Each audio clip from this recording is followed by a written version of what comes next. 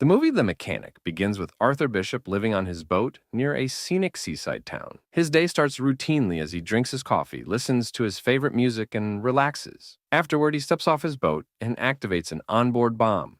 This is a precaution in case anyone tries to steal the boat. He then hops on his motorcycle and heads to a nearby restaurant, where everyone seems to know him well. The waiter gives him a prime seat. With a view of the sea, a woman with Asian features approaches him.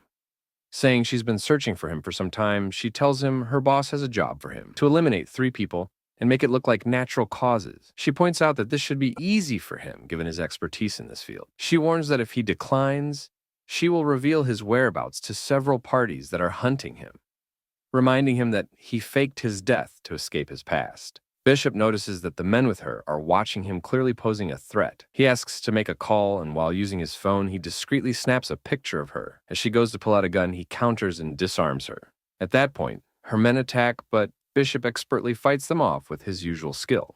Seeing more thugs approaching via the security cameras, Bishop leaps off the restaurant's wall and onto a cable car. The woman, along with her men, follow him, intimidating the passengers inside as they try to track him down, but Bishop was actually hiding on the roof of the cable car. She fires at him, trying to catch him, but he jumps and lands on an inflatable platform for tourists. Later that night, Bishop returns to his boat and watches from afar, noticing 2 people searching through his boat. Without hesitation, Bishop pulls out his phone and detonates the boat. He then heads to an area filled with large containers, opens one, and burns his passport, along with some personal items. Afterward, Bishop travels to a remote island in Thailand, where he reconnects with a woman he knows. She owns a tourist hotel on the island and leads him to a room he used to stay in. Inside the room, Bishop opens a hidden compartment and retrieves a bag containing phones, weapons, and passports. He begins searching for information on the woman he photographed at the restaurant, uncovering details about her and a man named Crane, her employer. When Gina arrives and meets the hotel owner, she requests some first aid supplies. The hotel owner notices bruises on Gina's hand signs of a recent altercation. She offers additional help, but Gina insists she only needs the first aid kit and then leaves later that night from a boat near the hotel. The hotel owner, who is familiar with Bishop, sees a woman being assaulted on board. She approaches Bishop and asks him to intervene. Bishop confronts the man, telling him to stop hurting the woman. The man refuses and tries to draw a gun on Bishop, but Bishop quickly disarms and kills him. Bishop returns to the hotel, informs the owner that the situation is handled, and asks her to escort Gina back. While searching the boat, Bishop finds Gina's passport and phone, where he discovers a photo of himself stored on her phone. He blows up the boat and returns to the hotel to confront Gina. He demands to know why his photo is on her phone and asks if she's working for Crane. Gina confesses that Crane is using something to blackmail her, explaining that everything has been a setup to trap Bishop. The plan was for Gina to get close to Bishop, and once she had made contact, she was to call a number on her phone to complete her mission. Bishop learns that Gina runs a shelter for children who were victims of human trafficking, and Crane had been blackmailing her, threatening to kill the children.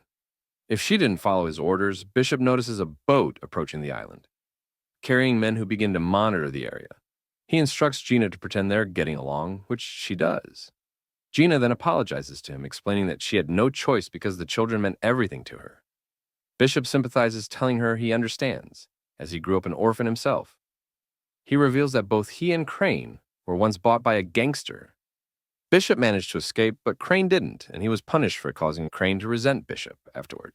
Bishop devises a plan to escape with Gina. He gives her a watch as a keepsake and asks her to hold on to it until they can meet again. The next day, Crane's men abduct Gina. Bishop contacts Crane, demanding a face-to-face meeting. When they meet, Bishop pleads with Crane to release Gina. Crane agrees, but only on the condition that Bishop kills 3 specific people.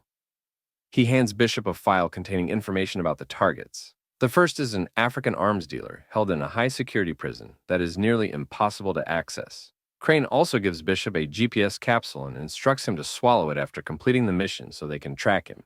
Bishop questions Crane, asking for proof that Gina is still alive. Crane promises that after each mission, Bishop will be allowed a phone call with her, and after completing the final task, they'll provide her location in Malaysia. Bishop begins studying the details of the first target's prison. The prison is located in the middle of the ocean, surrounded by cliffs 100 meters high, with the waters below infested with sharks. This means the mission is incredibly challenging, and breaking into the prison is almost impossible. Bishop digs into the profiles of several wanted men and selects one with a distinctive facial tattoo to assume his identity. He forges the necessary documents under this alias and acquires the items he needs to execute the plan.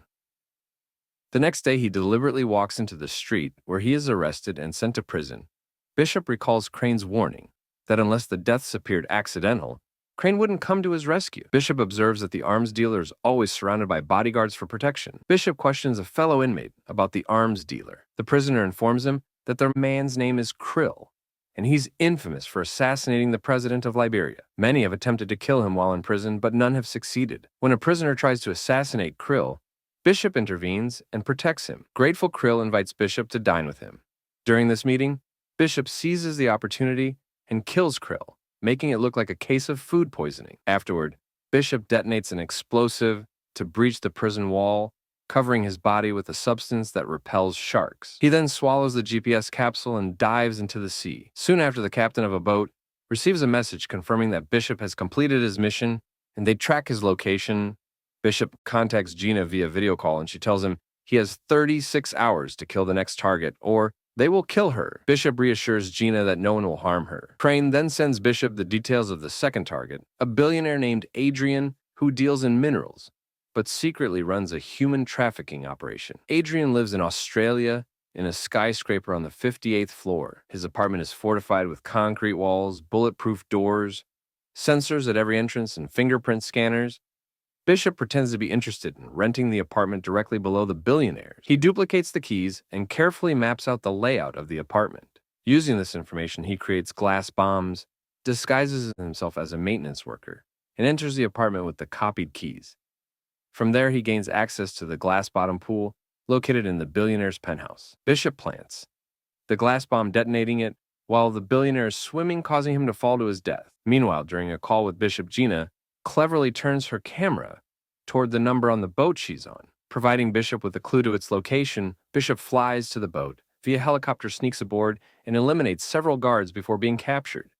Crane confronts him, warning that any further escape attempts will nullify their agreement. Crane then assigns Bishop one final mission to kill a wealthy American arms dealer named Max.